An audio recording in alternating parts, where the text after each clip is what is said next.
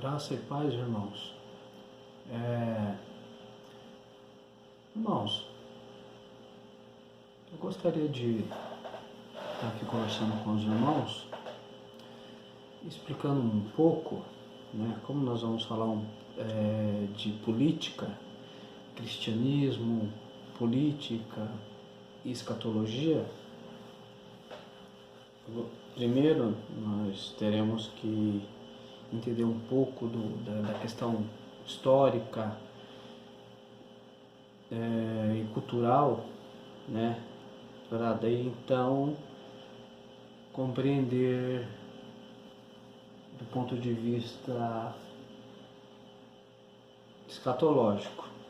Vamos falar um pouco, às vezes tem muitos irmãos, muitas pessoas, hoje mesmo eu conversei com um senhor que ele é caminhoneiro e tem uns 4 caminhões, ele é do Rio Grande do Sul e faz serviço aqui para uma empresa aqui de empacotadora de feijão.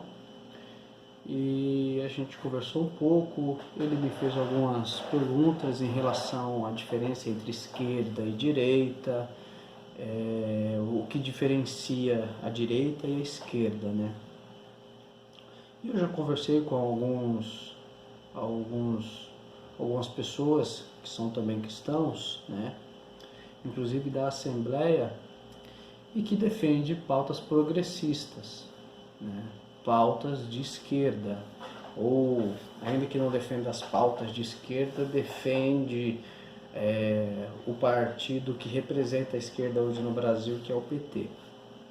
Eu trabalhei com essa pessoa e expliquei algumas coisas para ela, e ela, como essas pessoas de esquerda não tem conversa, eles já procuram lacrar, Lacrar eles querem encerrar a conversa, querendo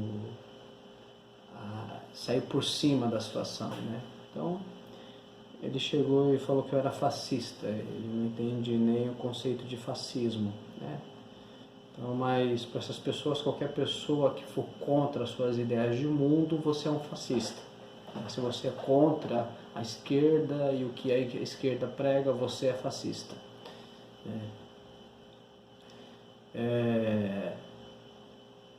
E enquanto a direita não é fascista.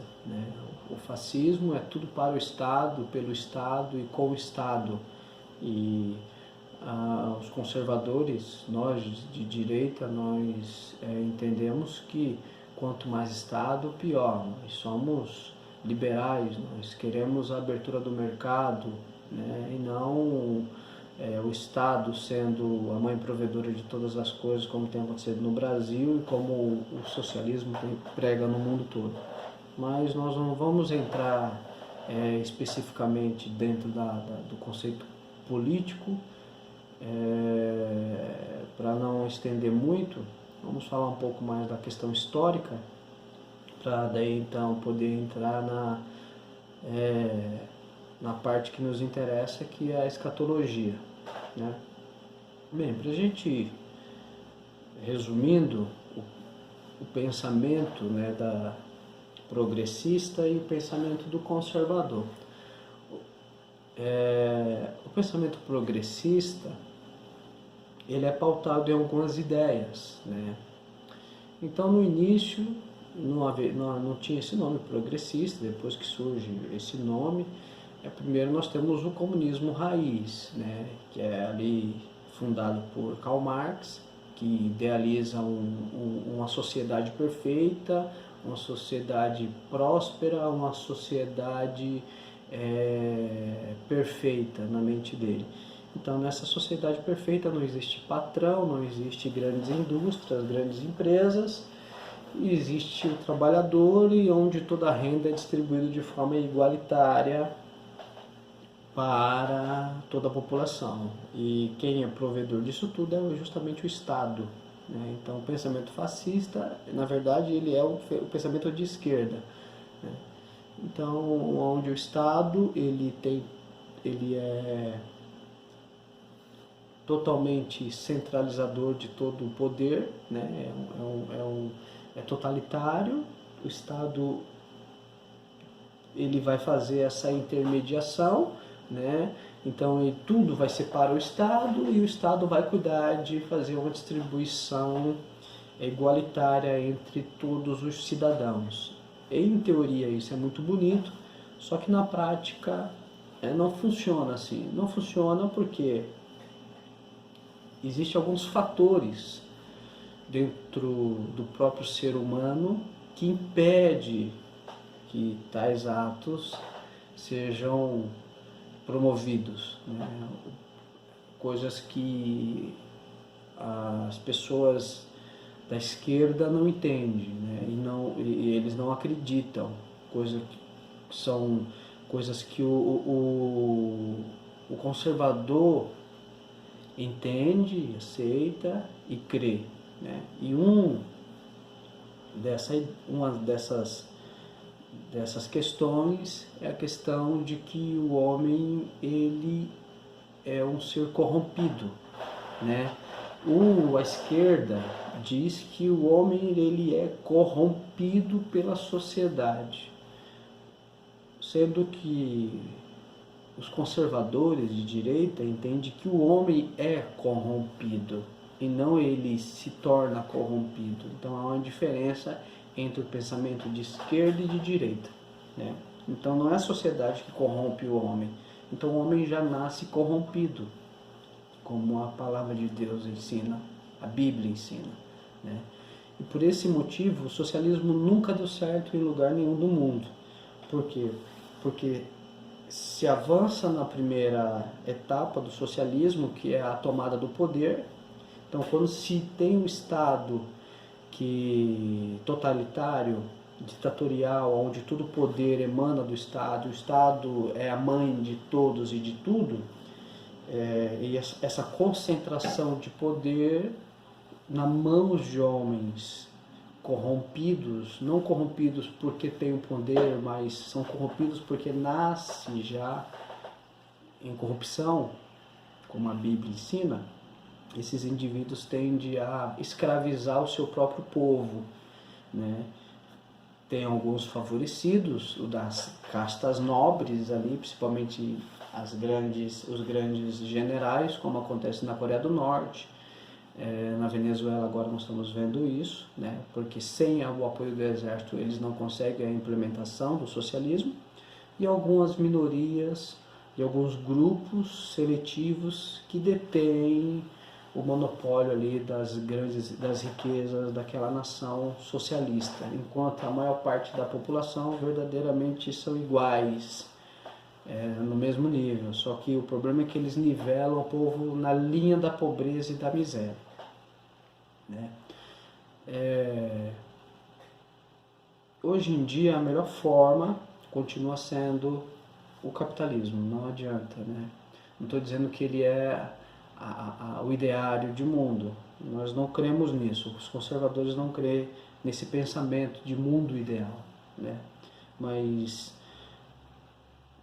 ainda a melhor forma é o capitalismo, porque se você não trabalha, você não come, e é um princípio da palavra de Deus, né? Quem não trabalha, que não coma, né?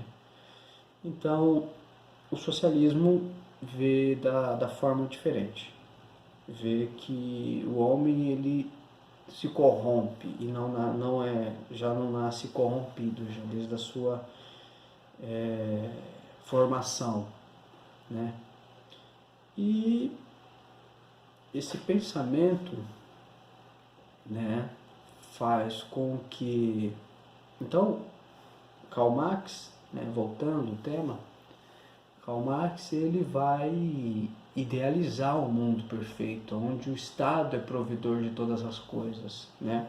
Só que isso na prática nunca funcionou.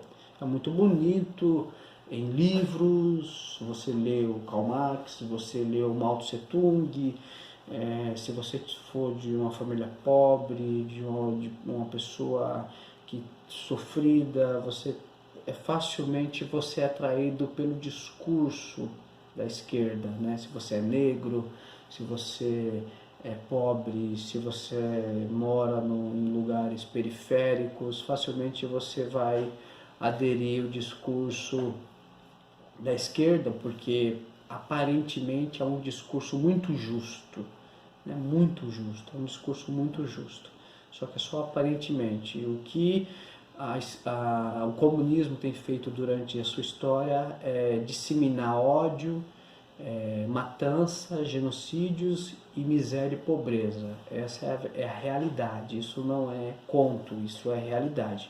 Eles falam de contos, eles criam contos de fadas, mas a realidade é essa, né? Então, um dos pensamentos marxistas é justamente esse, onde o Estado deve ser grande o suficiente, né, poderoso o suficiente para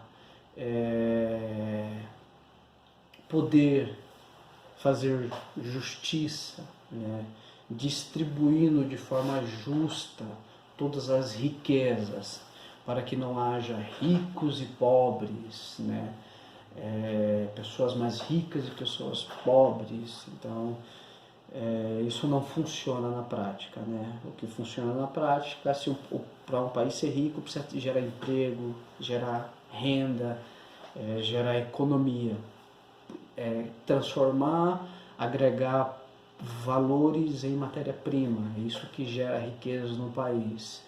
É a transformação da matéria, é você pegar a matéria em um estado bruto e transformar ela em um estado, aplicar uma mão de obra naquele produto e aquele produto ser manufaturado e produzir tecnologias que possam beneficiar de certa forma a sociedade. É isso que gera riquezas e não o totalitarismo de um Estado inchado, que provém todas as coisas, né? Com aquela ideia de que, sendo o Estado a mãe de todos, ele pode promover a igualdade social, né?